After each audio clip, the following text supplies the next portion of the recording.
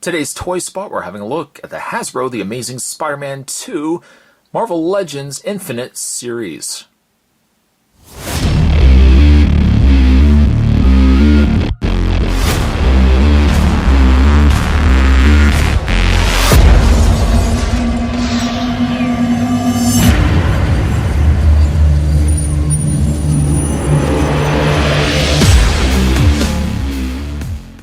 This is the Build-A-Figure collection, where you can build the ultimate Green Goblin. Spider-Man does look like he comes, in this case, with the arm. It also comes with a fiery attachment, which I can assume goes with the Green Goblin, not so much with him. He does come with two different hands. I like this open window concept to the packaging.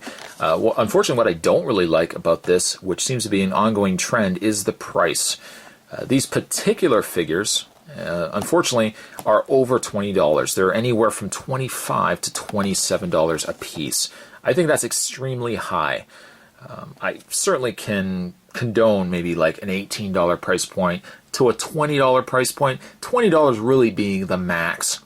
But when you see these in retail stores, and they're asking about $25 and up for them, and then you look next door and you can see older lines of Marvel Legends for about $18, you really start to debate whether is it just this additional packaging that you're paying for.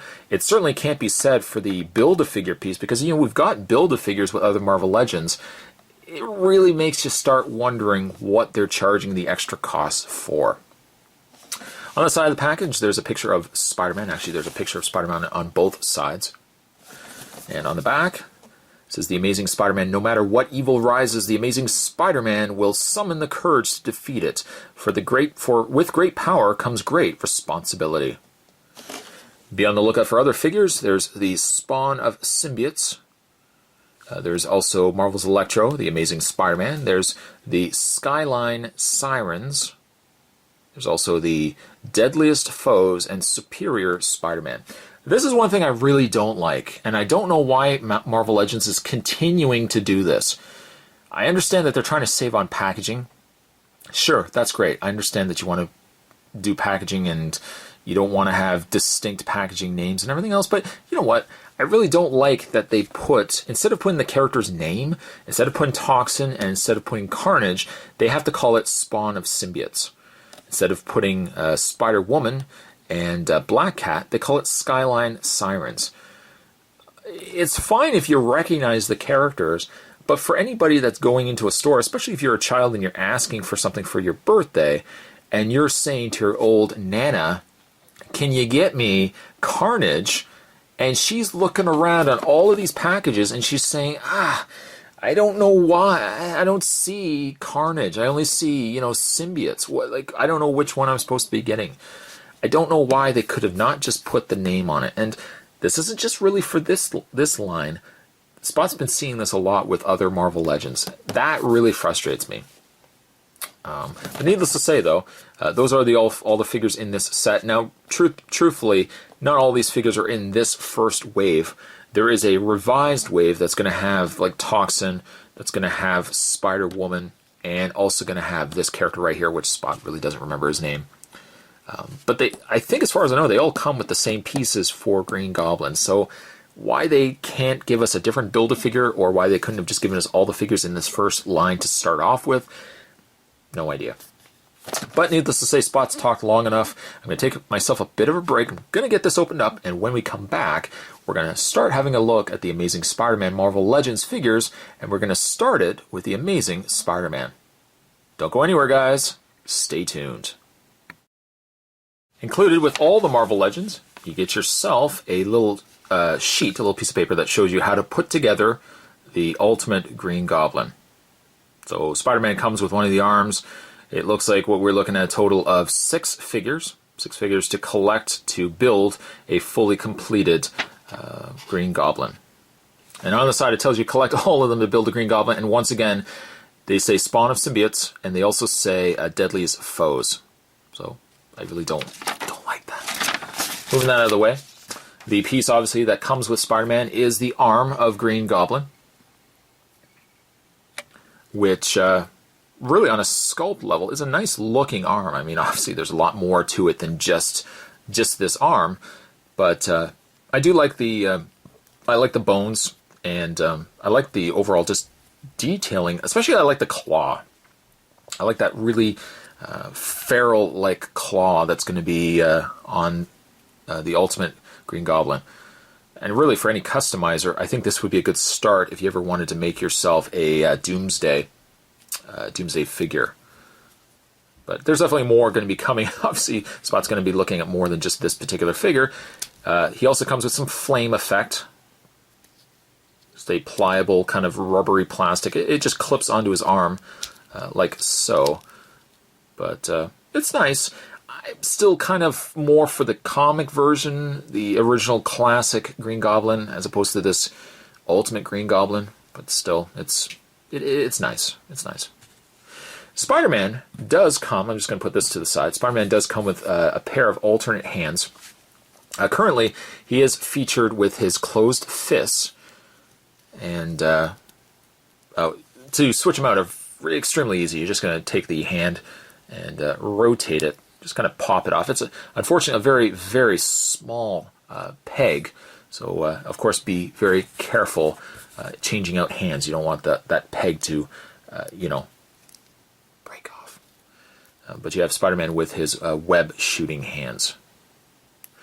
Overall, I'm really impressed with this Spider-Man. It kind of really reminds me of the old Spider-Man figures that we used to get from Toy Biz back in the day. I would say really, except for maybe a few changes in the spider symbol, I would say roughly it's, looking at it, it really looks like a classic looking Spider-Man figure. His head seems like it could be slightly too big versus the proportion of his entire body, but because he is a teenager, he may not be as fully proportioned as a full adult. But it does seem like his head is just a little too big. Details are quite nice. The paint, very nice indeed. And I like him. I think he turned out really, really nice. Whether he turned out really nice for $25 to $27, that's maybe the bigger debate. Unfortunately, they didn't color in the pegs on the insides of his arms where he's joined. He's joined here fine, but they didn't paint the inside. So these red peg sockets, very visible on the Spider-Man. I'm also very surprised to see that he's got the articulation in the shoulder, where his shoulder can pivot out. A nice touch, but this is something obviously that I would be more used to seeing with some of the older classic Toy Biz figures than what we're seeing nowadays. So really, to that extent, it's a nice welcome treat. But yeah, I mean, there's not really a lot of negatives I can make about the figure. My biggest problem, I would say, is I just don't think that this particular figure wears what we got with the original Toy Biz. I don't know, Spot really shouldn't be comparing older figure lines to what we get now, but like older Toy Biz Spider-Man Classic figures probably would have been about $10. This particular figure being around $25 to $27, I think is a little too much. He is still a really nice figure. The paint is nice. The face sculpt, I have no issues at all with the face sculpt. It's got like a little bit of paint that's looks like it's been chipped off the eye area there. But really some nice details overall. He's got the web textured on his suit, as opposed to just being a smooth texture. Articulation on Spider-Man. Now, he does have a lot, which is something I really like, versus, when you start looking at the movie properties, I don't know if Spot's going to pick up any of the 3 3/4 inch figures from The Amazing Spider-Man. I might. But, I mean, once again, they're figures where they just got swivel in the legs, swivel in the arms. It's nice to at least get 6-inch versions of figures that at least have something going on. Spider-Man's articulation, he has a ball joint in the head, rotates left and right, up and down. He's got, of course, the shoulder ball joints, the shoulder swivels here. He's got the ball socket shoulder, the little pin and socket in his shoulder, so his arms do rotate out. Forward and back, and you can really see by having this section here have on its own ball joint, its own swivel joint, you can really get Spider-Man in some really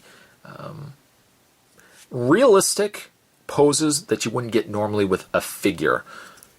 He has a swivel in the bicep. He has a double bend at the elbow. He, of course, has a pivot in the wrist, and then that is on a peg, so it rotates.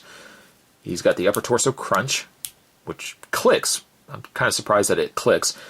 Swivel in the waist, which is nice and tight, especially with some of the Spider-Man classic figures. The waist always gets really, really loose. The legs go forward, back, out, using the new articulation where it's a ball joint that's pegged into the upper thigh, versus like some of the later or the earlier Marvel Legends from Hasbro, where it was on that awkward where you had to rotate it a certain way, rotate the thigh, and then you could rotate it forward, back, out, and then you had to rotate this way to bend the leg out. Luckily, it doesn't have that. It just has just a straight-out ball joint, and that's the way it should be. He's got a swivel right at the upper thigh.